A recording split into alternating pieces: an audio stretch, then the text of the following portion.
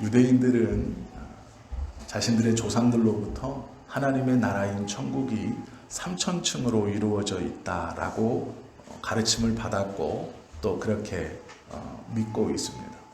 바울이 성경에 남긴 하나님의 나라를 보면 자신이 3천층에 갔다 왔다라고 증거하는 것을 보죠. 또 유대인들의 사고관념에서 지옥 또한 여러 층으로 나누어져 있습니다. 가장 밑바닥이 가장 큰 죄인들이 있는 곳이고 죄가 작을수록 점점 더 위로 올라가는 그러한 계단식, 층계식 지옥의 구조라고 생각했습니다. 천국뿐 아니라 지옥도 단계가 있어서 자신이 범한 대로 어울리는 곳에 들어간다. 그렇게 생각한 것이죠. 이 지옥의 맨 밑바닥에 무엇이 있는가, 누가 있는가 저희는 알 수 없죠. 그러나 단테가 쓴 신곡에 보면 이 지옥의 맨 밑바닥에 3명의 사람이 고통받고 있습니다. 첫 번째 사람은 예수님을 팔았던 가룟 유다가 이 3사람 중 한 사람입니다. 그리고 나머지 2사람은 자신을 가장 사랑했던 친구를 배반한 브루투스와 키시우스가 이 가룟 유다와 함께 지옥의 맨 밑바닥에서 고통받고 있다라고 단테는 자기가 쓴 신곡이라는 책에서 지옥에 있는 사람들을 기록하고 있습니다. 단테가 생각하기에 죄 중에 가장 큰 죄는 믿음을 배신하는 이 배신이 가장 큰 죄라고 생각했습니다. 그래서 단테는 지옥의 가장 밑바닥에 배신자의 대표적인 사람 셋을 기록했습니다. 소크라테스는 그의 평생의 가르침에서 무지가 가장 큰 죄이다. 즉 모르는 것은 가장 큰 죄이다라고 생각해서 그의 대부분의 가르침이나 말들을 보면 알고 깨우치는 것, 그것에 중점을 두고 있습니다. 우리가 다 아는 너 자신을 알라라는 것도 이러한 관점에서 나온 것이죠. 헬라 사람들은 교만이 가장 큰 죄라고 여겼습니다. 그래서 자랑하는 것을 극도로 꺼려했고 누군가가 자랑을 하면 그것을 자제시켰습니다. 피테는 나태가 가장 큰 죄라고 생각했습니다. 이런 것처럼 단테가 생각하는 가장 큰 죄는 배신이었습니다.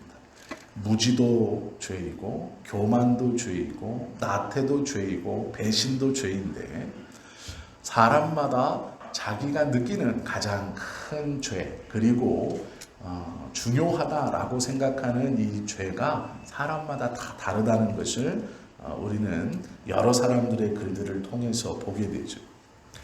그 중에 오늘 우리가 본문에서 볼 것은 말씀의 제목처럼 배신입니다. 베드로의 배신, 그것을 좀 함께 보려고 합니다. 참 많이 보았던 본문이고 나눴던 주제이며 또 말씀이죠. 그런데 오늘 우리가 한번 이것을 다시 보는 것은 우리의 삶이 하나님의 말씀과 은혜 아래서 다시 바로잡히고 또 우리의 마음이 새롭게 되어야 하겠다라는 것이죠. 성경에 보면 배신이라고 이름 붙일 수 있는 대표적인 2사람이 등장합니다. 하나는 가룟 유다이고 또 하나는 베드로이죠. 그러나 둘의 차이점이 하나 있습니다. 유다는 돌아서지 않았고 그냥 그대로 육신의 삶을 마감했다는 것이고 베드로는 돌아와 회개하고 전혀 다른 삶을 사는 차이가 있죠. 한 사람은 배신했고 그냥 그대로 삶을 마감했고 한 사람은 배신했지만 회개하고 돌아와서 다른 삶을 살았던 것이 차이이죠. 베드로는 다 아시는 것처럼 예수님의 공식적인 12명의 제자 중에 수제자라고 자신도 인정하고 타인도 인정할 만큼 예수님 옆에 딱 붙어 있었던 사람입니다. 또 예수님조차도 어떠한 의문이나 질문 또 무엇인가 물으시거나 알아야 하는 정보가 있으면 다른 사람이 아니라 베드로를 보시고 또 베드로를 향해서 질문하시고 듣기를 원하셨다는 것을 우리는 알고 있습니다. 예수님께서 질문하시면 베드로는 제자들 중 가장 먼저서 대답하기를 좋아합니다. 주는 그리스도시요 살아계신 하나님의 아들이십니다 라고 고백하며 예수님의 칭찬을 들었던, 그리고 이것을 통해 베드로의 믿음 위에 하나님께서 예수님을 통한 교회를 세우시겠다라고 예수님의 입으로 직접 약속한 놀라운 은혜를 받았던 사람이죠. 교회를 세우고 나서 그 교회를 통하여 하나님의 나라인 천국의 열쇠를 주겠다라는 약속을 얻어냅니다. 그런 베드로가 오늘 본문에 보시면 예수님을 3번 부인하는 사건을 아주 간략하게 핵심만 요약하여 기록하고 있습니다. 주는 그리스도시요 살아계신 하나님의 아들입니다. 가이사라 빌립보 황제의 성전이 있는 이 도시에서 그 화려하고 황제의 이름에 합당한 그 잘 꾸며진 그 도시의 한쪽에서 그 황제의 성전을 바라보며 많은 사람들이 예수를 떠나고 조롱할 때 예수님께서 너희도 가려느냐? 너희는 나를 누구라 하느냐? 라고 물으셨던 그 대답의 주인공이 베드로이고, 그 대답으로 그 믿음으로 교회가 세워지고 그 교회를 통해 하나님의 나라가 들어가고 다짐을 베드로에게 약속으로 주셨다는 것을 우리가 봅니다. 놀라운 이 신앙 고백의 주인공인 베드로가 오늘은 참 허무하게도 예수님을 배신하고 있습니다. 예수님이 붙잡혀서 법정에 서게 되었습니다. 그리고 베드로는 그곳을 따라갑니다. 그리고 이 법정에서 예수님이 신문을 기다리고 있을 때 여종이 나와 베드로에게 너도 예수님과 같이 있었다라는 말에 그 여종의 말을 부인합니다. 수제자였는데 그가 3번이나 예수를 부인하고 또 자기 자신 스스로를 저주하며 자신의 믿음을 지키지 못했던 이유, 그것이 무엇일까? 오늘 우리가 좀 보려고 합니다. 신앙은 자만하지 말아야 하고 교만하지 말아야 합니다. 우리의 믿음이 무너지는 이유는 믿음이 약해서가 아니라 교만하거나 자만했기 때문입니다. 교만한 신앙은 넘어지게 되고 무너지게 되어 있었습니다. 오늘 본문 앞을 보시면 베드로의 신앙에는 자만이 있었습니다. 34절부터 35절의 이야기를 보면 예수님이 베드로를 보시고 직접적으로 말합니다. 내가 오늘 닭이 3번 울기 전에 나를 부인할 것이다 라고 직접 말씀하십니다. 그때 베드로가 자랑스럽게 나와서 뭐라고 말하냐면 내가 주와 함께 죽을지언정 주를 부인하지 않겠습니다 라고 자신합니다. 문제는 베드로의 이 자신에 다른 제자들도 베드로와 같이 똑같이 이야기했다라는 것이죠. 베드로의 이 자신은요, 자신이 예수님께서 왕이 되면 자기가 가장 높은 자리에 올라갈 것이라는 기대에서 고백되어진 말입니다. 그러기에 문제가 생긴 것입니다. 정말로 순수하게 예수 그리스도를 사랑하고 그분을 좋아하고 그분이 하나님의 아들임을 믿어서 내가 주님을 떠나지 않겠습니다. 내가 주와 함께 죽을지언정 주님을 부인하지 않겠습니다 라고 했다면 문제가 없습니다.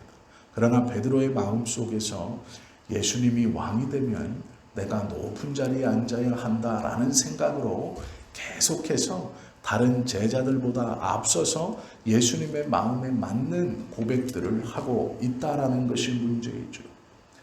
내가 예수님의 수제자인데, 내가 예수님과 가장 가까이 있고 가장 인정받는 제자인데 라는 것이 그의 마음에 있어 말을 막 뱉어내고 있습니다. 이것은 자만입니다. 우리의 신앙은 어디에서 시험받을지, 누구에게 시험받을지 아무도 자신하거나 알 수 없습니다. 이 시험과 유혹에 무너지지 않기 위해서 자만하지 말아야 합니다. 내가 무엇인데 라는 것을 붙들고 있으면 안 된다라는 것이죠. 또한 교만하지 않아야 합니다. 내가 과거에 어땠는데, 지금까지 어땠는데 라는 것들을 붙들고 있으면 안 된다라는 것이죠. 하나의 이야기를 해드리겠습니다. 깊은 숲속 연못가에 큰 우물이 있었습니다. 그 숲속의 모든 동물들은 그 연못가에서 물을 마시면서 갈증을 해결을 했습니다. 그 연못가에 물을 마시러 오는 모든 사람들은, 모든 동물들은 그 연못이 너무 맑고 깨끗했기 때문에 물을 마시러 고개를 숙일 때 자신의 모습이 비쳤습니다. 사슴 한 마리가 나타났습니다. 이 사슴의 뿔이 얼마나 굉장했는지 나뭇가지처럼 쭉쭉 뻗어 있었습니다. 사슴은 그것을 자신의 물을 마시는 연못에 비춰보고 혼자 생각했습니다. 와, 확실히 잘생겼다. 내 뿔은 어디에 내놔도 남부럽지 않다. 라고 자신의 모습에 스스로 도취되었습니다. 자신을 따라온 옆에 있는 암사슴을 보니 뿔이 작고 초라했습니다. 그래서 그는 속으로 내 부인이지만 이렇게 뿔이 볼품이 없는가? 나와는 어울리지 않는 것 같다. 라고 생각했습니다. 반대편을 보니 여러 동물들이 있었습니다. 다른 동물들의 뿔은 자신처럼 크지도 우람하지도 볼만하지도 않았습니다. 또 머리에 뿔이 없는 짐승들도 많이 있었습니다. 그래서 사슴은 생각합니다. 나는 잘났도다. 이 얼마나 멋진 뿔을 갖고 있나. 이 얼마나 훌륭한가 하고 으쓱해져 있었습니다. 그리고 주위를 한번 천천히 둘러보고는 그 사슴이 물을 먹기 위해서 고개를 숙였습니다. 그때 갑자기 주변의 동물들이 달리기 시작했습니다. 모두 다 도망치기 시작했습니다. 숲속에서 늑대가 튀어나온 것입니다. 물을 마시기 위해 몰려져 있는 동물들을 사냥하기 위해서 늑대가 기다리고 있다가 동물들이 정신없이 물을 마시는 사이에 튀어나왔습니다. 모든 동물들이 다 도망쳤습니다. 다 도망을 가고 이 사슴도 화들짝 놀라서 도망을 갔으나 자신의 뿔이 나뭇가지에 걸려 꼼짝하지 못하고 그 늑대에게 잡아먹혔다라는 이야기입니다. 아이들이 있는 이 동화 속에서 우리가 좀 곰곰이 생각해 보아야 합니다. 뿔이 멋있는 것도 사실이고 다른 동물보다 더 볼만한 것도 사실이고 우람한 것도 사실입니다. 그러면 그 멋진 뿔을 가지고 자신의 생각은 충분히 그래, 이 뿔이 멋있다 라고 할 수 있습니다. 그러나 그렇게 자신의 것을 믿고 다른 동물들을 업수히 여기고 깔보는 그 마음으로 자신이 자신의 삶에 어떠한 화를 당할지 모른다라는 것이죠. 내가 자랑스럽게 여겼던 그것이 나를 넘어지게 하고 나를 움직이지 못하게 하고 나를 옴짝달싹 못하게 할 수 있다라는 것입니다. 정작 중요한 순간에 내가 자랑스러워하고 내가 붙들고 있던 그것이 나의 삶을 옥죄일 수 있다라는 것을 기억해야 합니다. 우리의 삶은 자랑할 만한 것이 없죠. 신앙 앞에 어떠한 것도 붙들고 있을 것이 없습니다. 예수님 외에 우리가 무엇을 붙들 수 있고 무엇을 자랑할 수 있고 다른 사람과 비교해서 무엇을 더 가졌다 말할 수 있겠습니까? 제가 금요일에 엘린파크라는 곳을 다녀왔습니다. 일죽이라는 데 있습니다. 저는 수원 어디라고 생각했는데요. 하남에서 한참 40분 정도 내려가야 간 곳이었습니다. 일주에 가시면 엘림파크라는 곳이 있는데 꼭 한번 가보십시오. 가볼만 합니다. 아침에 가셔서 그곳에서 점심 식사를 드시고 저녁 때까지 있어 볼만 합니다. 너무 잘 되어 있고 너무 아름답게 너무 넓은 대지에 잘 해놓으셨어요. 그래서 한번 가족들과 가보실 만합니다. 그 넓은 곳을 너무 이쁘게 꾸며놔서 아이들이 마음껏 공놀이하고 놀 수 있는 넓은 잔디밭도 있고요. 또 어르신들이 편하게 쉴 수 있는 벤치도 이곳저곳에 잘 조성해 놓았습니다. 그곳에 갔습니다. 그곳을 운영하시는 분이 주방용품 전문점인 한샘이라는 회사의 회장이었습니다. 제가 한샘을 잘 몰라서요. 주방용품은 영 관심이 없다 보니 소개를 시켜주는데 목사님 여기 사장님이 한샘 회장님입니다. 그러는데 네. 그리고 그냥 말았어요. 한샘이 어떤지 제가 잘 모르니까요. 그냥 주방용품 회사입니다. 그러기에 네. 그리고 말았습니다. 그리고 와 대단하세요. 이걸 꾸미시고 운영하시려면 큰 돈이 드시겠어요. 그랬더니 이분이 하는 말이 목사님들이 한 7분 정도 계셨는데요. 예 목사님 돈은 많이 드는데요. 아깝진 않습니다. 그래서 네 부자들은 저렇구나 라고 생각했는데 하는 말이 참 멋있는 말을 하시더라고요. 벌판이었던 이곳에 시골 한가운데 황무지에 목사님들이 좀 와서 편하게 쉬시는 공간이 있으면 좋겠다라고 생각했고 그것을 기도하던 끝에 엘림파크라고 이름을 붙여서 처음에는 조금씩 시작해서 이렇게 넓게 하나님의 은혜 주셔서 꾸밀 수 있었습니다.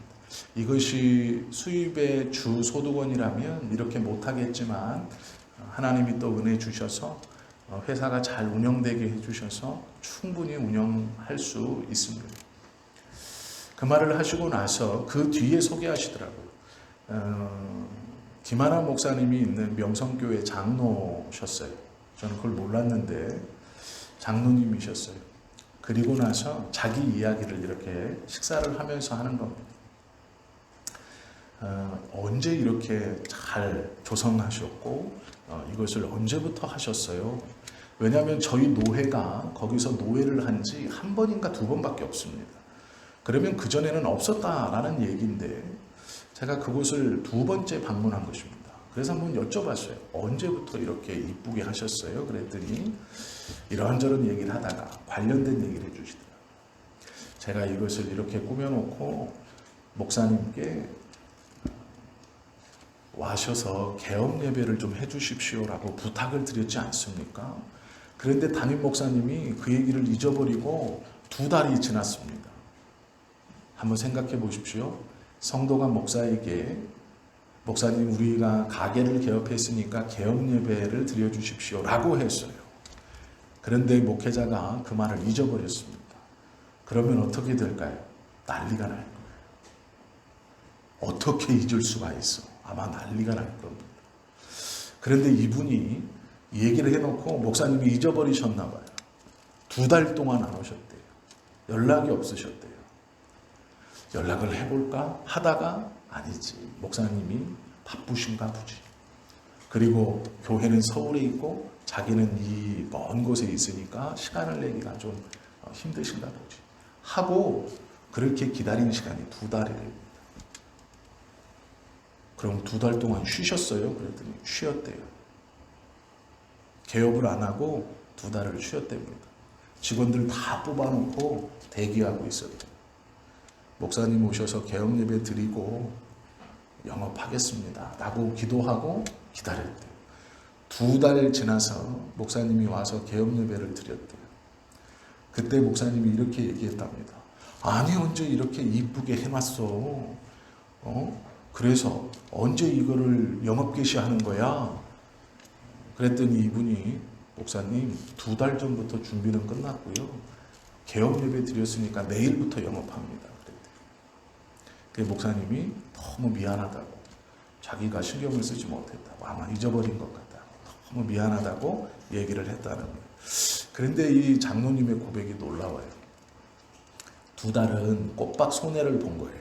월급도 그대로 나가고 경상비도 그대로 나간 거죠. 사람들은 왔다 갔다 문 닫힌 그 앞을 들어오려고 하다가 지나가기만 했대요. 그런데 문을 닫고 영업을 하지 않았답니다. 마음속에 목사님께서 오셔서 개업예배 드리고 해야 되겠다. 그게 엘림파크라는 이름에 어울릴 것 같다라고 해서 2달을 기다리고 개업예배 이후에 그 다음 날부터 영업을 시작했다고 합니다. 목회자들이 오면 무상으로 차를 대접하기 시작했고 일반인들을 위해서만 점심을 제공하고 목회자들에겐 공짜로 차와 음료를 제공했다고 합니다. 그렇게 몇 년이 지났어요. 그런데 놀라운 것은 이 엘림파크가 손해일 줄 알았는데 그것을 하고 나서 다 어렵다는 코로나에 한샘이 자신의 말로 다른 여러 계열사의 사업이 잘 되어서 사옥도 새로 사고 땅도 새로 사고 해서 자신의 회사가 더 잘 일어났다라고 하는 말을 들었습니다. 그런데 이분의 그 하는 말이 내가 이렇게 잘 됐습니다 목사님 이런 게 아니었어요. 지금은 이 엘림파크 외에 다른 것을 또 무언가를 다른 곳에 할 수 있을까를 고민하고 있습니다. 그렇게 얘기하더라고요. 그러면서 저희에게 하는 말이 저희 둘째 아들이 CCM 복음성가 가수입니다. 무명이긴 한데요. 제 생각엔 노래를 곧잘 하는데 하나님 듣기엔 별로인가 유명세가 되지 않습니다. 그래서 기도해 주십시오라고 하며 CD를 나눠주시더라고요. 그런데 제가 이제 그 CD를 놓고 왔어요. 별로 그런데 관심이 없어가지고 예, 알겠습니다. 받아가지고 차 마시면서 옆에다 놓고 올 때 그냥 일어나서 와버렸어요. 돌아와서 생각나더라고요. 아이고 참 죄송하다 싶었습니다. 제가 왜 이 말씀을 드리냐면 그분의 그 이야기를 들으면서 참 겸손하다라는 생각을 했어요. 잘은 모르지만 한샘의 회장이면 좀 교만할 만하죠. 저희들이 큰 교회 목사도 아닐 뿐더러 그분은 통합축교회 장로이고 저희는 백석축교단 목사입니다. 그러면 함부로 대할 만도 하죠. 그런데 저희들이 와서 밥을 먹는다는 얘기를 듣고 서울에서 그 전화를 받고 직접 내려와서 기도를 받겠다고 내려오신 거예요. 우리 엘림파크에 노예를 하시는 목사님들, 임원들이 오셔서 식사하시고 회의하신다고 하니 자기가 와서 인사드리고 기도도 받고 해야 되겠다고 내려오시는 거예요. 그래서 부랴부랴 오셨더라고요. 그 마음이 참 보기 좋았습니다. 다른 것보다. 하나님이 복을 주시겠구나. 은혜를 사모하니 복을 주시겠구나. 명성교회는 10,000명입니다. 목회자가 130명이에요. 부목사만. 그곳에 장로님이 10분 정도 계세요. 그러면 목사 그냥 눈 밑으로 볼 수 있어요.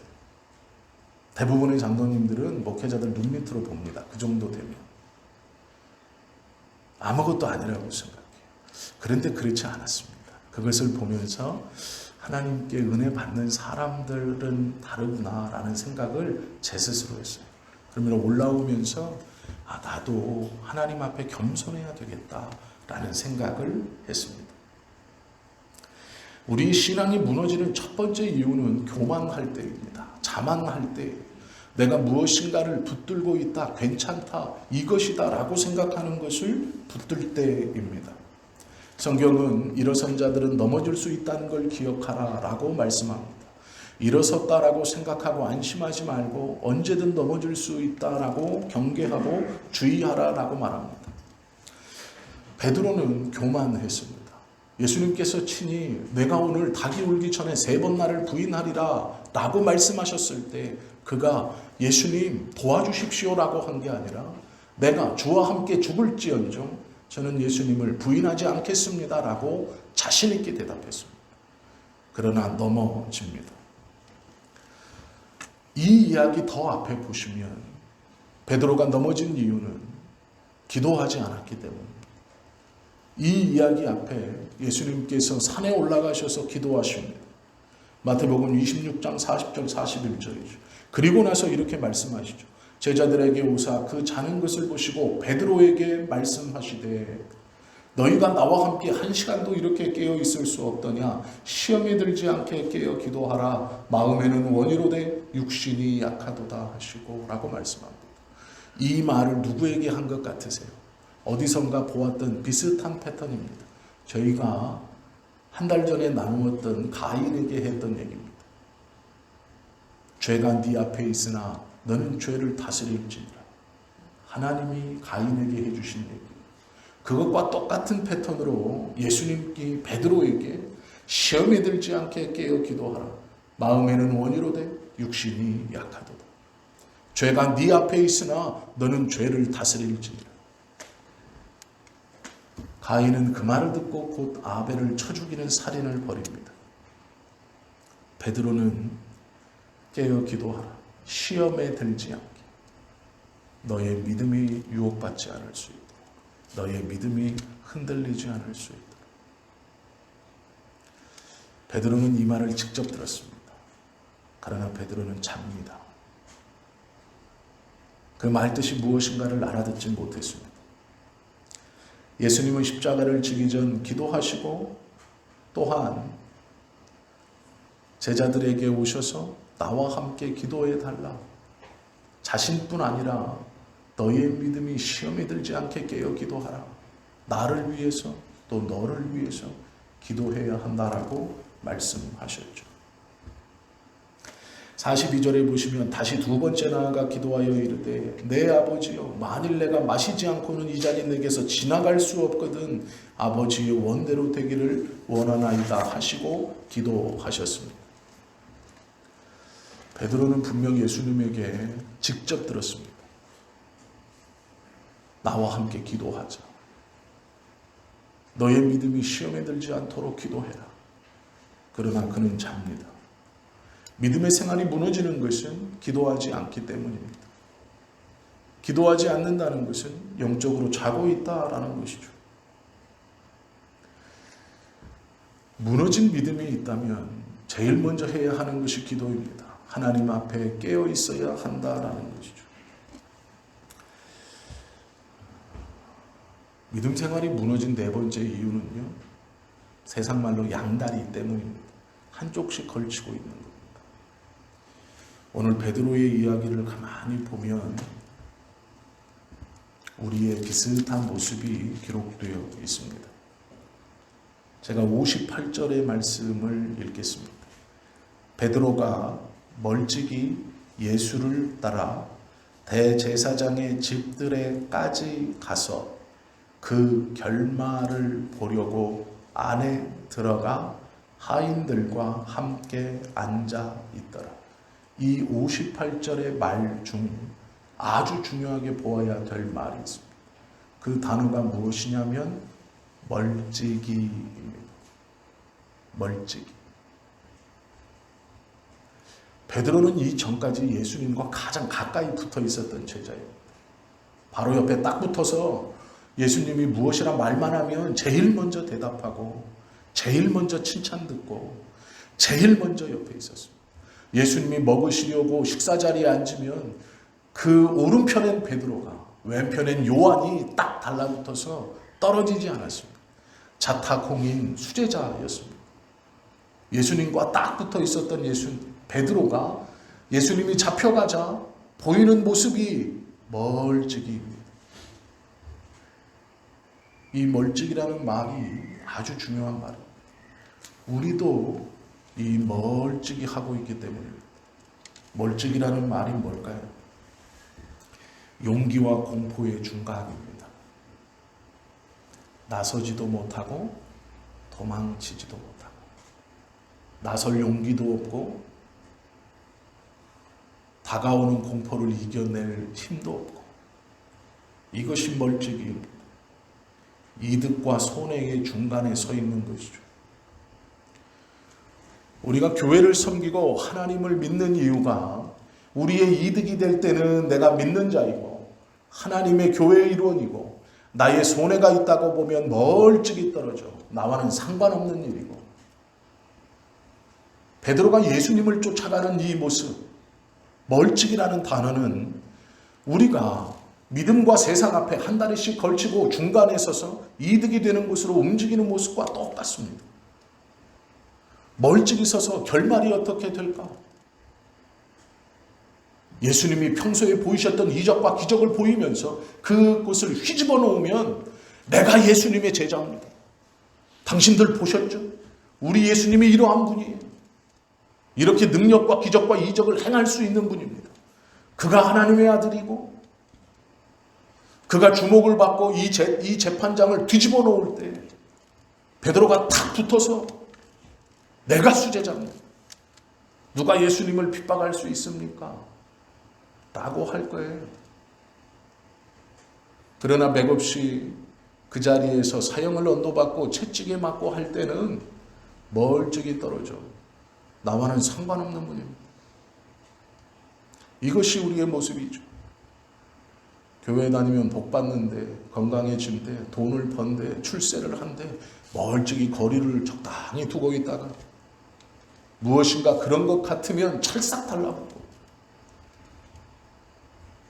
어렵고 손해나고 힘든 일이 있는 것 같으면 멀찍이 떨어져서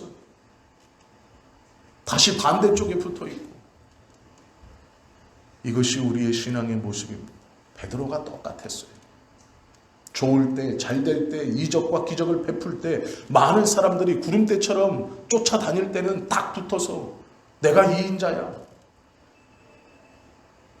내가 잘났지, 내가 뭔가 할 거야, 나를 주목해. 자신의 마음을 채우고 자신의 소원을 채우고, 이제 예수님이 잡혀 재판장 앞에 끌려가자 모든 사람들이 도망가고 아무도 없자 그도 멀찍이 떨어져서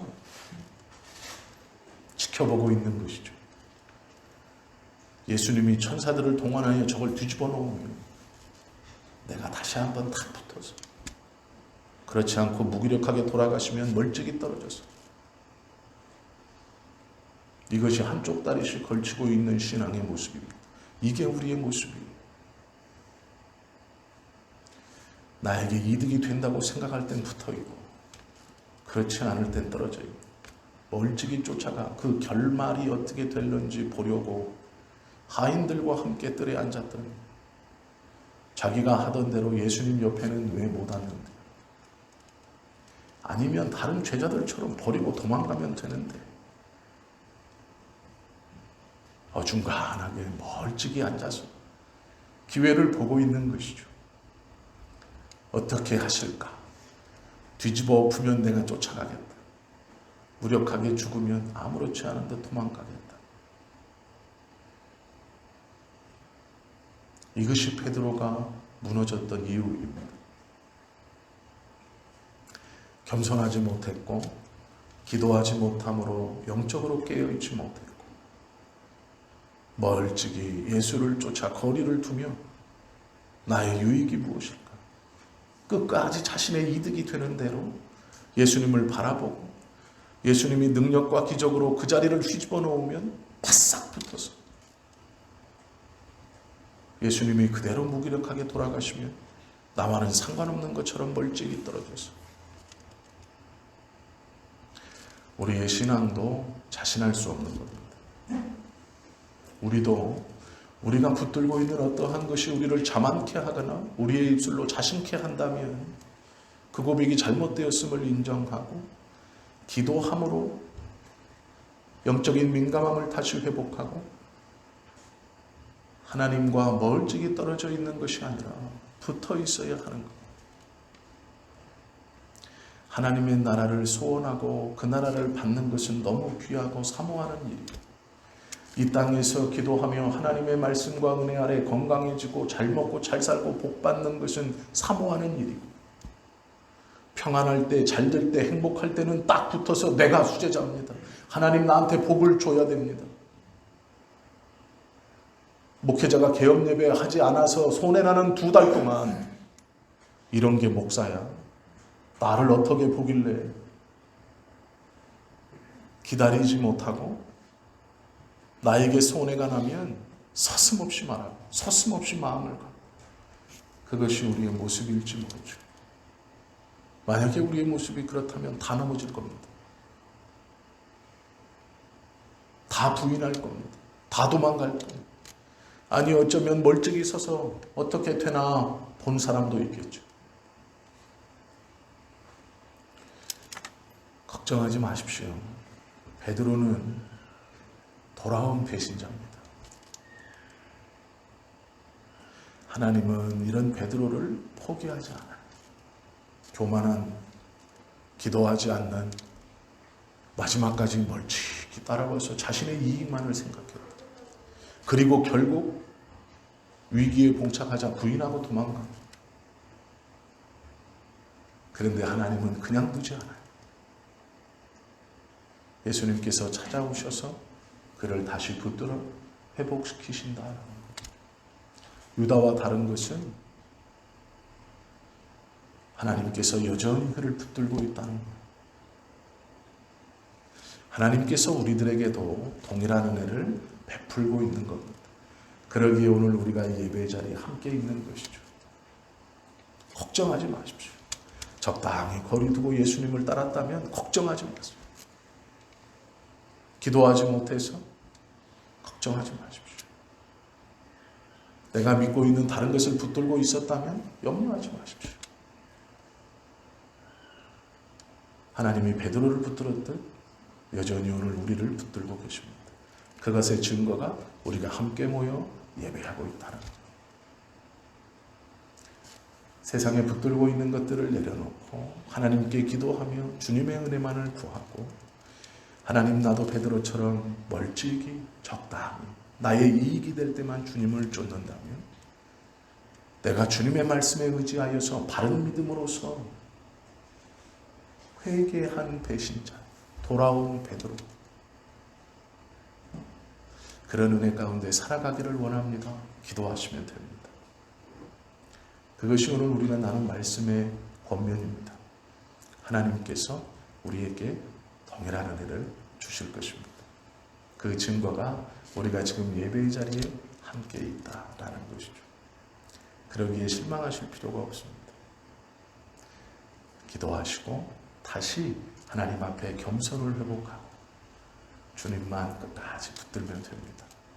그것이 우리의 믿음이 되어야 할 것입니다. 하나님께서 그 모습을 기뻐하시고 우리 안에 놀라운 은혜를 다시 회복시켜 주실 것입니다. 이 은혜를 받아 누리는 우리 모두가 되실 수 있기를 예수님의 이름으로 축원합니다. 기도하겠습니다.